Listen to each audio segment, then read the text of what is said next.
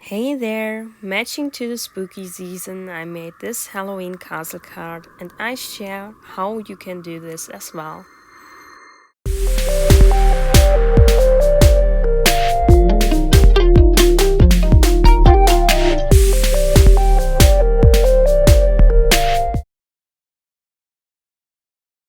At first, I used some heavy black paper cardstock. I used this for my card base and to die cut all my castle elements. The card base will be in slimline size and used horizontally.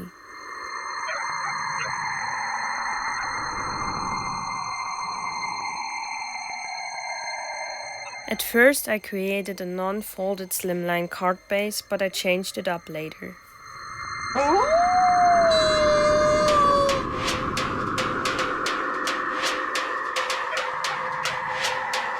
On a separate piece of cardstock, I placed my die cuts for the castle elements. To prevent these from moving around while die cutting, I used some masking tape to hold them in place. I made sure not to place the masking tape inside the die cuts because otherwise I risk tearing the paper. And I made sure to find a good place for the die cuts so that I can use as much leftover cardstock as possible.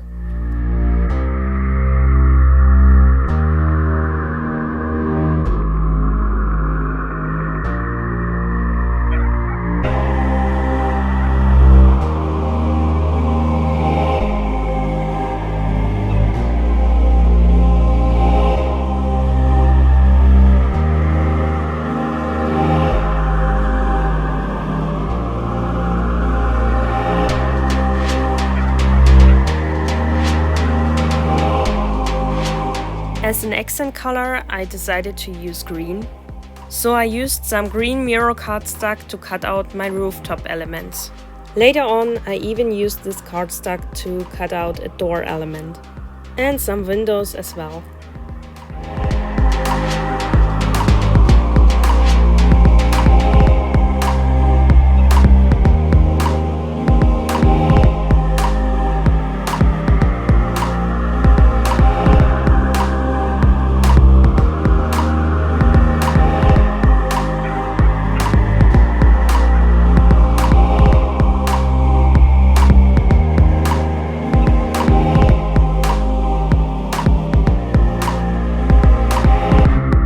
After I had die cut all the pieces for my castle, I planned out where to place them.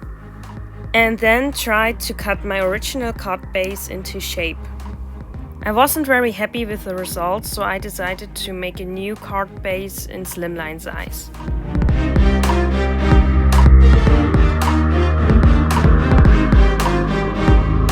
That's what I did here. I took a new piece of cardstock and doubled the height of a slimline card. Next, I cut the excess piece off and folded the card in half. So here comes the part where I want to add something.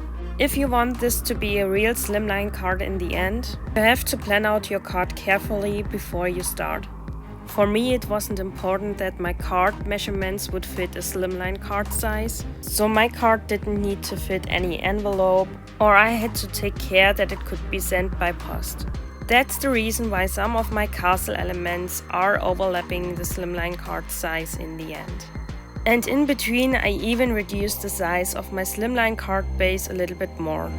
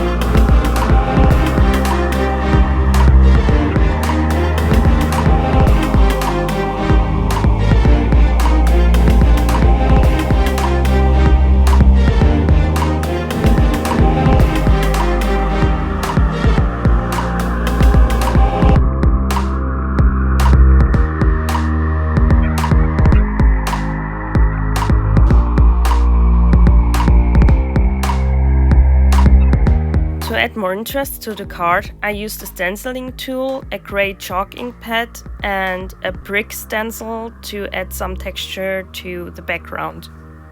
I did this also on some dedicated castle elements.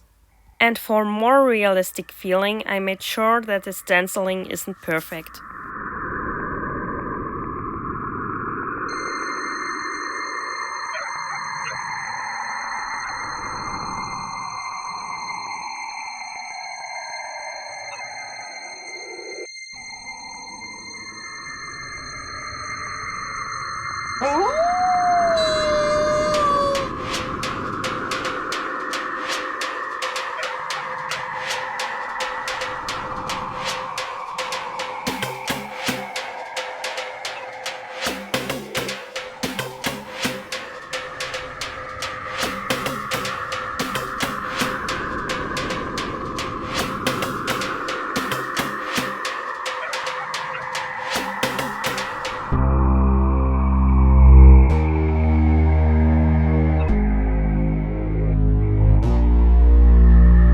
Before assembling the whole card, I added some foam tape to all of my castle elements except of the rooftop ones.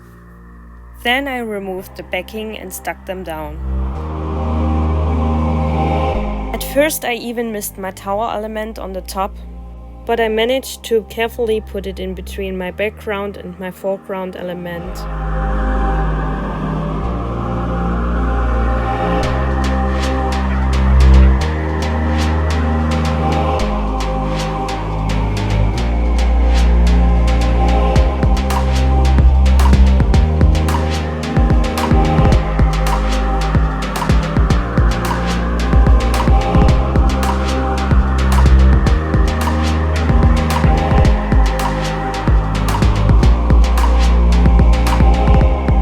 To make my tower even more stable, I put another cardstock piece in the back of my card.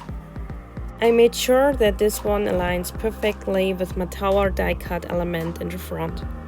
Then I glued down my biggest rooftop element in the front and cut away any excess cardstock around my rooftop element.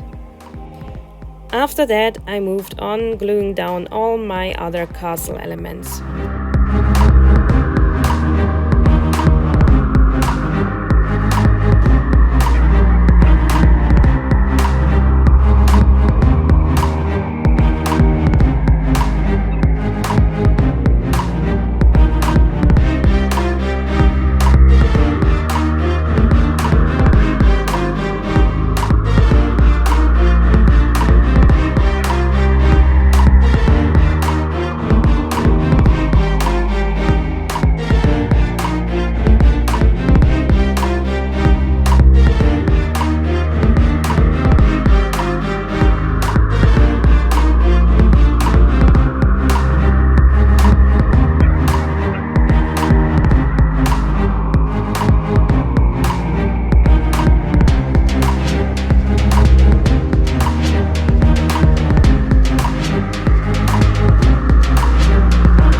At this point, my card still looked very plain to me. So I took some 3D paint to add some more details to my card. And finally gave the card some time to dry.